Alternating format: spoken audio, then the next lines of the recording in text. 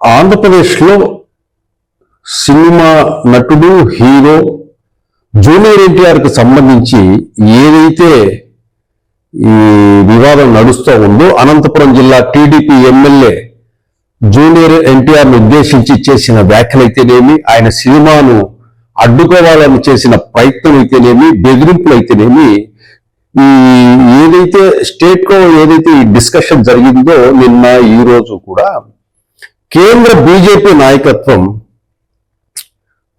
Junior NTR విషయంపై ఆరా తీసినట్లుగా మనకు తెలుస్తోంది. ఇంకొక విషయం ఏంటంటే, జూనియర్ ఎన్టీఆర్తో బీజేపీ టచ్ లోనే ఉంది.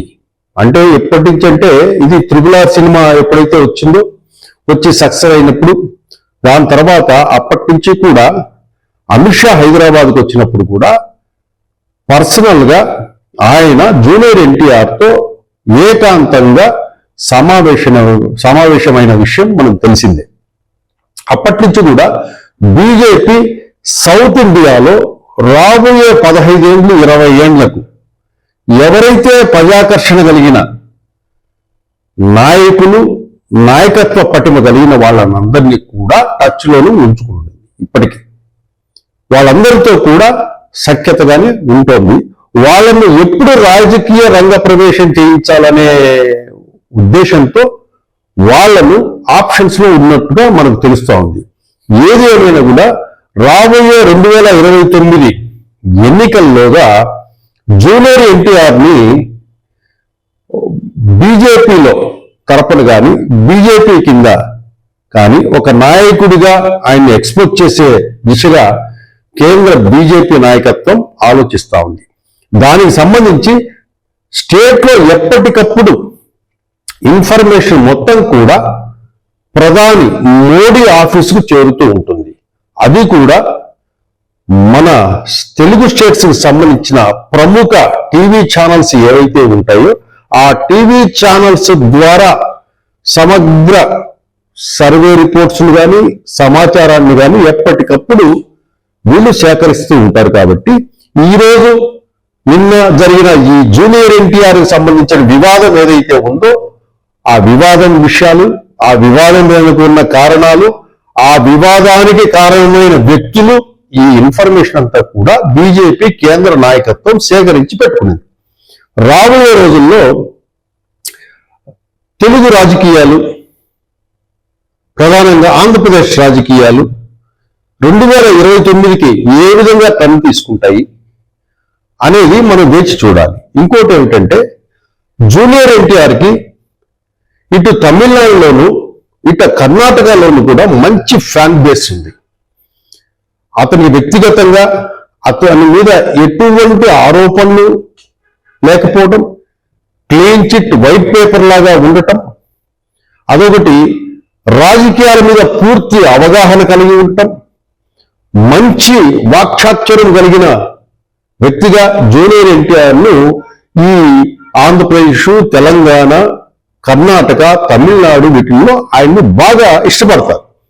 దీన్ని బేస్ చేసుకొని సొంతంగా ఆయన రాజకీయ పార్టీ పెడతాడా, లేదా బీజేపీ తరపున పార్టీలో ఉండి పాలిటిక్స్ లో రంగప్రవేశం చేస్తాడా వెయిట్ చూడాలి. ఇక్కడ ఒకవేళ ఆయన సొంతంగా పార్టీ పెట్టుకున్నా కూడా అది బీజేపీకి అనుబంధంగా ఉండేటట్లు, బీజేపీతో కలిసి ఉండేటట్లు, అంటే ఇప్పుడు ఏదైతే మనకు జనసేన బీజేపీ పార్టీ కలిసి ఉన్నాయో అలాగే జూనియర్ ఎన్టీఆర్ పార్టీ పెడితే బీజేపీ అండ్ జూనియర్ ఎన్టీఆర్ కలిసి ఉండేలా ఈ సమీకరణలు 29కి ఏ విధంగా ఉండబోతాయి అనేది కూడా మనం కొద్ది రోజులు వేచి చూడాలి. ఈ విధంగా బీజేపీ జూనియర్ ఎన్టీఆర్ కి టచ్ లోనే ఉంది.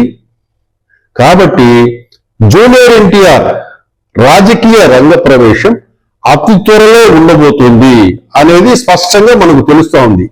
ఏదేమైనా కూడా ఎమోషన్స్ లో నుంచే రాజకీయ పార్టీలు పుట్టినట్టు గతంలో సీనియర్ ఎన్టీఆర్ కూడా తెలుగువాడి ఆత్మగౌరవం అనేసి ఒక ఎమోషన్ లో నుంచి పుట్టిన పార్టీ తెలుగుదేశం పార్టీ. అలాగే ఈరోజు జూనియర్ ఎన్టీఆర్ ను టార్గెట్ చేస్తూ కొద్ది రోజులుగా ఏవైతే జరుగుతున్న వేధింపులు అయితే ఉన్నాయో ఆ వేధింపులతో పాటు నిన్న టీడీపీకి సంబంధించిన ఎమ్మెల్యే దగ్గుబాటి ప్రసాద్ అనే టీడీపీకి సంబంధించిన ఎమ్మెల్యే జూనియర్ ఎన్టీఆర్ తల్లిని అనరాని మాటలతో దూషించి లం కొడుకు అంటూ ఓపెన్ గా ఆయన ఒక కాల్లో కాన్వర్జేషన్ మాట్లాడటం కూడా అది వైరల్ అయింది, అందరూ కూడా విన్నారు.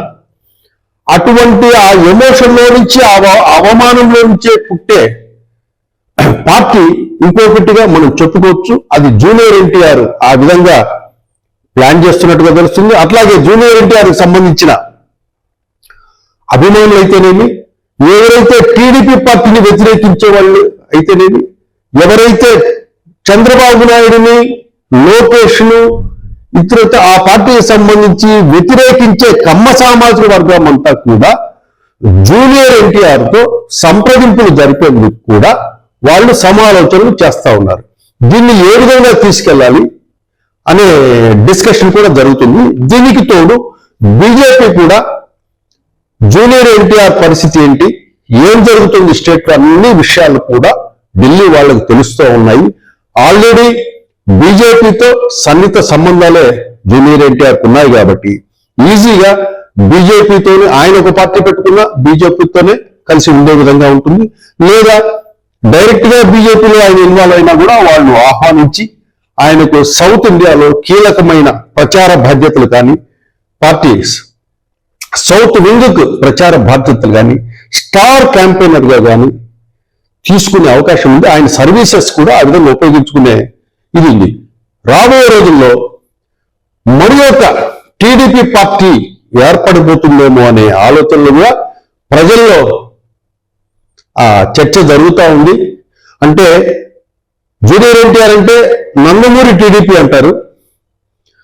ఒకవేళ నారా లోకేష్ వాళ్ళ పార్టీ చంద్రబాబు నాయుడు గారి పార్టీ అయితే కనుక నారా టీడీపీ అనే రోజులు కూడా దగ్గరలోనే ఉన్నాయి. కాబట్టి టీడీపీ పార్టీని మనము రెండు పార్టీలుగా చూసే రోజులు ఎంతో దూరం లేవని మనం చెప్పొచ్చు.